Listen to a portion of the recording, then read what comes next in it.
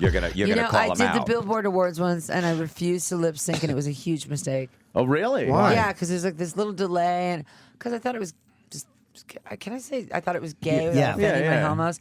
Homosexual fans, I love you. I do say gay sometimes, okay?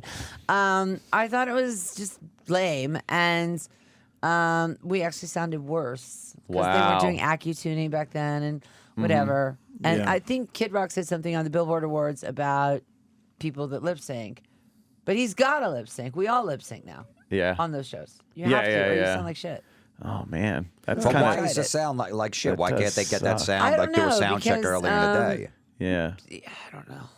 It does suck, You ever though, heard the 'cause- Chili Peppers without Anthony's voice accu-tuned? Oh, not going there. Sorry. He was, well, Wait, he you know, was- AccuTune is something they do live? Is that like... No. They can do it live, but it's where if you're hitting flats and sharps, they can. it fix rounds it up to where it's supposed to be. Yeah. puts it where it's supposed to be. It's It's what they did with Mary J. Blige's voice, in my opinion.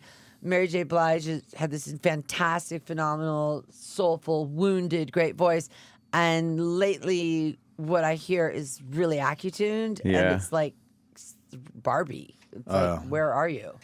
And have you used that? For me? Yeah. Hell yeah. Yeah. I'm white. I don't hear.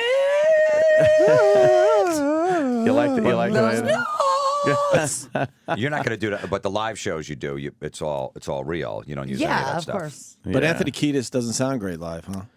If you I take would that away, say, without insulting one of my oldest friends who let me use his rehearsal space before I even had a band, therefore I wouldn't even be here without Flea, that Anthony's voice is slightly banal without a little something like reverb or something. Well, when they on it. first started, he wasn't even on key a lot of the times. That was kind of the way the music was written, too. And then later on, when they got very the popular, tunings. it was more of a pop thing, and it needed to be on key Smoother, and everything. right? Yeah, he was very loose with his being either flat or sharp with a lot of things. But there was like something there was like a lack of personality for a while. Yeah.